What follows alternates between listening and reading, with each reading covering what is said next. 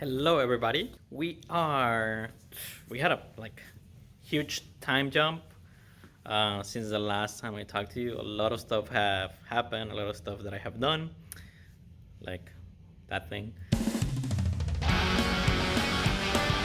Anyway, so it's week 11 right now. More than halfway week 11. Today's Thursday. To be exactly, today is October the 20th. So yes, 2 months have passed. 2 months have passed, and yes, a lot of stuff has happened. 11 weeks has happened. So yeah, definitely. No, wait, 3 months. 3 months? Because it's like 10 weeks. Well, almost 3 months. So yes, we are in October, mid October, almost the end of October, and the students, they're great. They're pretty good. I thought it was gonna be. It's been hard. Don't get me wrong. It's tough, but I got a good sense of what the whole routine that I was doing. I think when I was doing the lesson plans at the beginning, I overcomplicated myself, and I'm like, nope. I'm just gonna make things simple. So basically, how a regular week of my day or a regular week of my work looks like. Monday, I present, teach them the new content, the new concepts, and everything. They start to work on their project, whatever project that is. It could be a project, it could be an assignment, it depends. Sometimes projects have a separate week because they have to do an assignment first so they can practice before they can jump into the project. So sometimes, if there's an assignment involved, that means that the students will have an extra week where there's no introduction of concepts, and they're just going to work on that project for that week or maybe for a few days. It depends. So Mondays, usually I present the new content, whatever. I have my presentation, I show them what's up. Tuesdays, pretty much continue working with the project. Wednesdays, that's when we play a game to review the concepts from Monday. So I give them 2 days to study. If they study, I don't know if the students study the stuff. Honestly, I don't know if they do it. Um, Thursdays, they take their quiz. And sometimes Fridays are too short because we have pep rallies.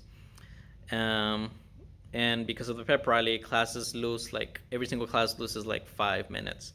So we are shorter on time. So on Fridays, what I do, I just grade. I let them finish their assignments or their projects, and I just grade. I call them one by one so I can grade their stuff, because if I try to stay, because I cannot grade, it's impossible. I have 96 students. It's impossible to grade for them. I try it with one assignment after school. One project, I told them, make sure you put the project right here. I'm going to grade it. That was a nightmare. That didn't work at all. I'm not gonna spend time after school to grade because that's not efficient. And because I currently stay after school doing other stuff, like preparing materials, preparing for projects, preparing stuff for the coming weeks.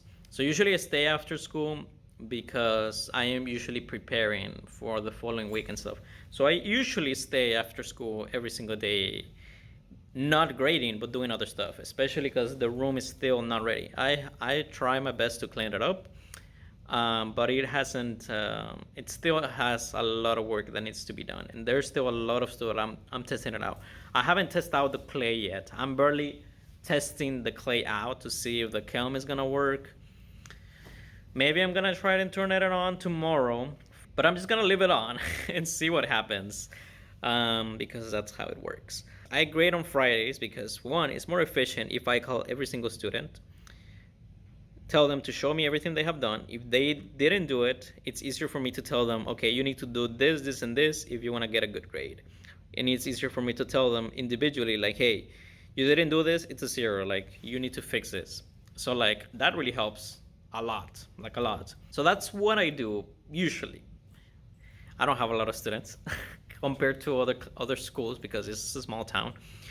But for my biggest class, sometimes I don't even have time to go over every single student. I have to literally go quick. It's really a race against the bell before they leave. Because if those students leave, I have to then make sure I see their stuff individually in their cubby or bookshelf, and I don't want to do that. I rather them showing them their stuff and making them accountable for their stuff.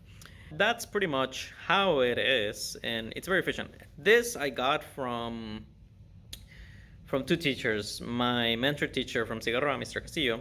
My respects to him. He's awesome.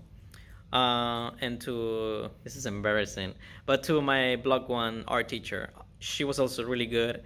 And yeah, she told me the same thing, that it's better to grade when they're in school because you don't want to stay after school and grade their stuff or take their stuff and grade at home.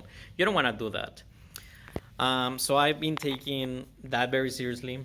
Like, being at work, do the work. Be at home, don't do any of the schoolwork. Sometimes I do it because it's necessary, but not all the time. But yes. Something else. I finally set up the coveys right here. So every single student has either a bookshelf or a covey. So you open this thing, and the thing that these things had at the beginning, it was first, it had a lot of stuff. It was very messy, and there was a lot of them that were not being used, like those ones right there. But basically, to make my life easier, every single cubby has a number. Every single one. 1, 2, 3. It goes all the way to like 49 because I couldn't put more, and these ones are put here because of something. Like, you can move them. It's pretty cool. I did move some of them.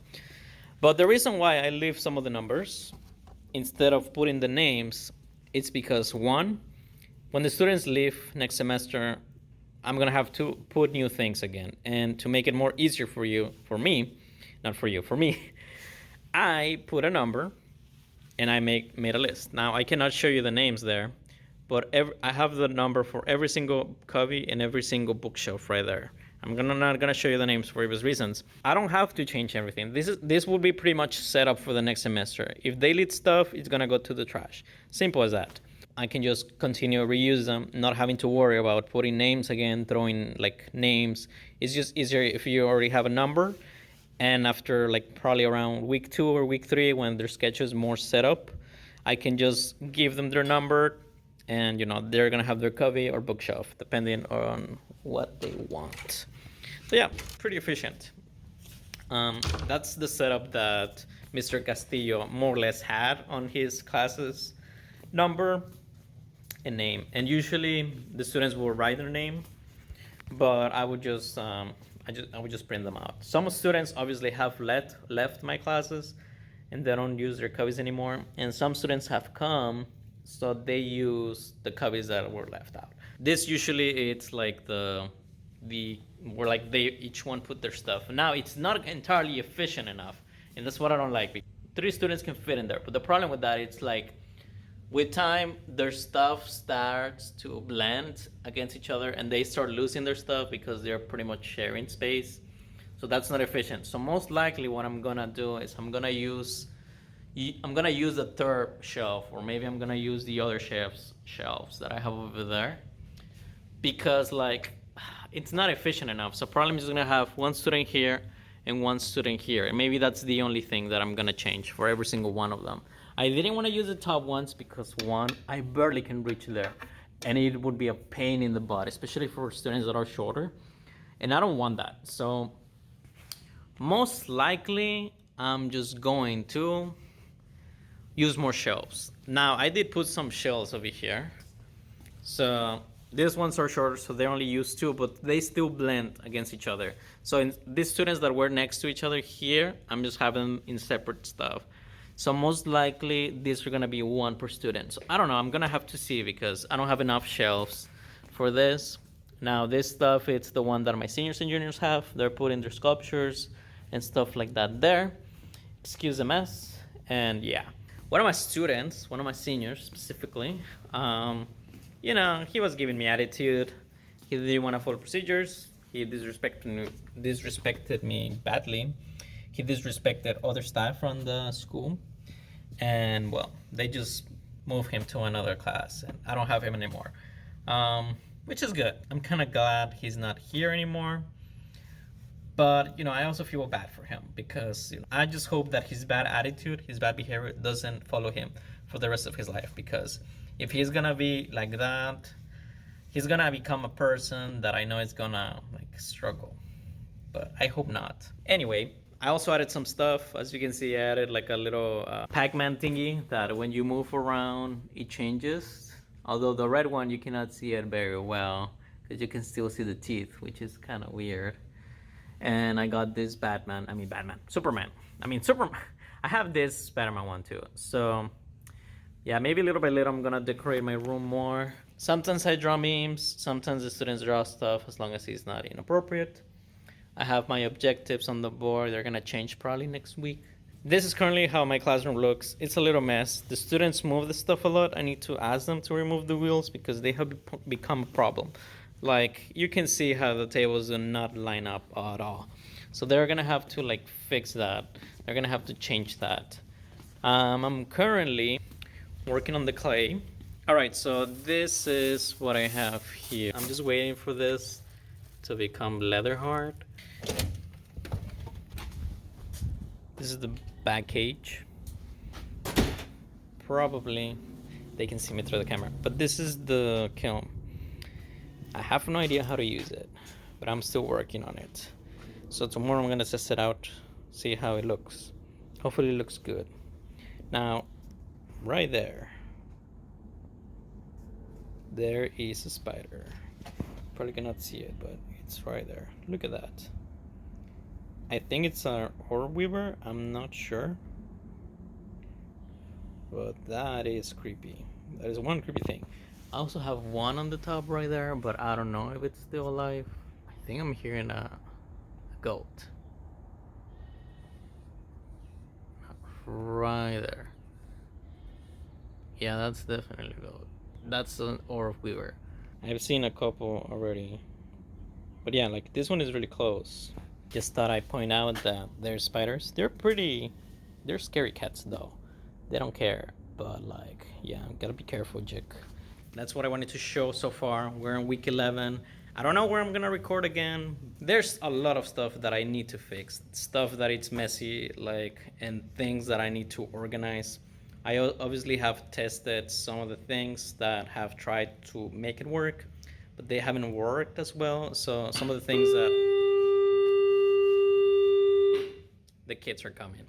I'm still fixing some stuff, and not everything is ready yet, especially the clay. The thing that worries me the most is the clay, because I do want my seniors and juniors to test the clay before they leave my class, because the class is literally called ceramics, and they haven't used ceramics at all. So I need to test the kiln as soon as I can. So hopefully I can test it out tomorrow and see how it goes. But anyway, that's it for right now. I'll see you next time when I record again, and we'll see how it goes. Yes. Bye-bye.